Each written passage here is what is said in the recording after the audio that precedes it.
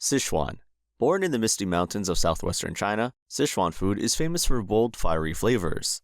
The cuisine developed over 2,000 years ago, but the spicy style we know today actually came much later, after chili peppers arrived from the Americas in the 17th century. Before that, Sichuan cooks used native peppers for heat. The key ingredient is the Sichuan peppercorn, which creates a unique sensation called mala, which means numbing and spicy. Sichuan chefs love layering flavors: sweet, sour, spicy, and salty, all in one dish. The most iconic dish is mapo tofu, soft tofu in a spicy sauce with ground pork, chili oil, and peppercorns. Another classic is kung pao chicken, stir-fried with peanuts, dried chilies, and vegetables in a sweet and spicy sauce. And the famous Sichuan hot pot, where you cook meat and veggies in a bubbling vat of spicy oil. The hot pot is red, oily, and packed with chilies. It's an experience. Other popular dishes include twice-cooked pork and dan dan noodles, spicy noodles with a sesame paste sauce. Sichuan cuisine doesn't hold back. It's intense, aromatic, and unforgettable.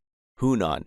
Often confused with Sichuan, but Hunan food has its own character. This style emerged from China's agricultural heartland, where wet rice farming has been practiced for thousands of years. The region's humid climate means people actually eat spicy food to stay cool. While Sichuan is numbing, Hunan is ganla, or dry spicy.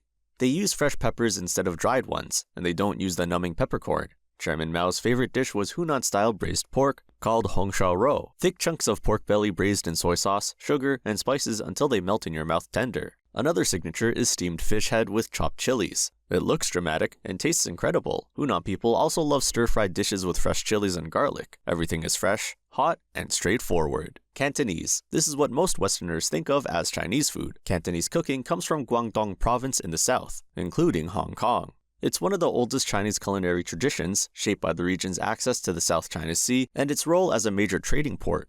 Cantonese merchants spread this cuisine worldwide through emigration.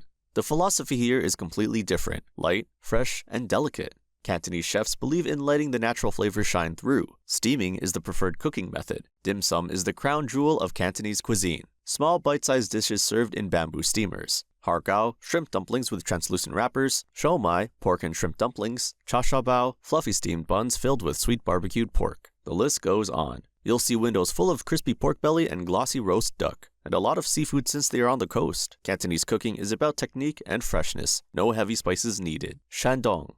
This is the cuisine of emperors. Shandong is in northern China, and it's one of the oldest and most influential regional styles. As the birthplace of Confucius, this region developed refined cooking techniques over 2,500 years ago. Shandong chefs served in imperial kitchens and influenced court cooking throughout Chinese history. Shandong cooking emphasizes seafood, soups, and braising. The dishes are salty, crispy, and tender. One famous dish is sweet and sour carp. The whole fish is scored, deep-fried until crispy, then covered in a tangy sweet sauce. Another classic is Dezhou braised chicken. Shandong is also known for its soups, especially clear broths that require hours of careful preparation, and Jiaojian dachang, braised intestines in a sweet-sour sauce. It's an acquired taste, but considered a delicacy. Shandong cuisine influenced imperial court cooking, so it's refined and elegant.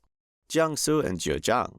Along the eastern coast you find Jiangsu and Zhejiang cuisines. These are often called the elegant styles. Jiangsu food is famous for its visual beauty and sweet, balanced flavors. A classic dish is lion's head meatballs, which are large, tender pork meatballs simmered in a light broth.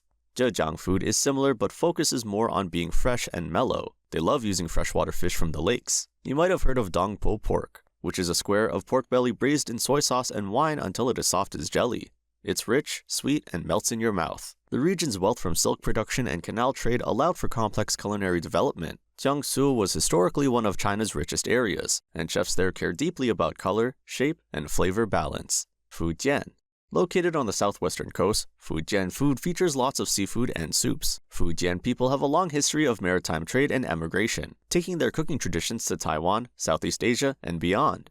Many dishes traveled with Fujianese merchants along ancient sea routes. The cooking is light but rich in umami flavors. Fujian chefs are masters of soup making. They use stocks and broths as the base for almost everything. Buddha jumps over the wall is the most famous Fujian dish. It's a complex soup with shark fin, abalone, sea cucumber, chicken, ham, and more, all slow cooked together. The name comes from a legend that the smell was so good, even a Buddhist monk would jump over a wall to eat it. Other specialties include oyster omelet, fish balls, and various seafood stir-fries. Fujian food also tends to be slightly sweet and uses red wine leaves for marinating. It's coastal, seafood-focused, and deeply flavorful.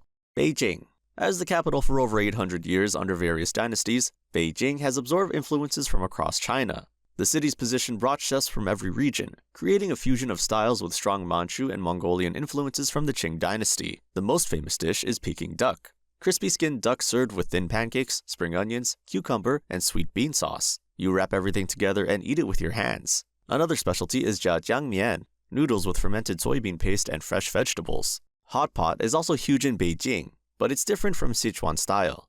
Beijing hot pot uses a mild, clear broth, often in a special copper pot with a chimney in the middle. Lamb is the preferred meat.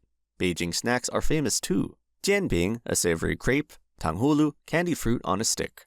Beijing cooking is hearty and northern, influenced by Manchu and Mongolian traditions. Xinjiang. If you travel further west to places like Xinjiang, the food changes completely. This is the Silk Road influence. Xinjiang is home to the Uyghur people, and the cuisine reflects Central Asian influences. For centuries, this region was the crossroads where East meets West, where caravans traded spices, and where Persian, Turkish, and Chinese cultures merged. Lamb is the star here, along with cumin, chili, and hand-pulled noodles. Lamb skewers are everywhere. Chunks of lamb grilled over charcoal, seasoned heavily with cumin and chili. Lagmen is hand-pulled noodles served with stir-fried meat and vegetables. Big plate chicken or da panji is a spicy stew of chicken and potatoes served over noodles.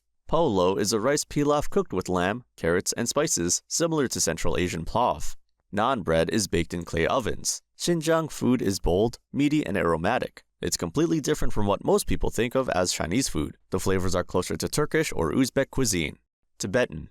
High in the Himalayas, Tibetan food is designed for survival in cold, harsh conditions. Isolated by mountain ranges and extreme altitude, Tibetan cooking developed independently for centuries, shaped entirely by what could grow or survive at 12,000 feet above sea level. Buddhism also influenced the cuisine, though meat remains essential for survival. The staples are yak meat and sampa, which is toasted barley flour, often mixed with butter tea. Butter tea itself, po cha, is a thick, salty tea made with yak butter. It's an acquired taste but essential for staying warm. Momos are Tibetan dumplings, similar to Chinese dumplings but with thicker dough, usually filled with yak meat or vegetables. Thukpa is a hearty noodle soup with meat and vegetables.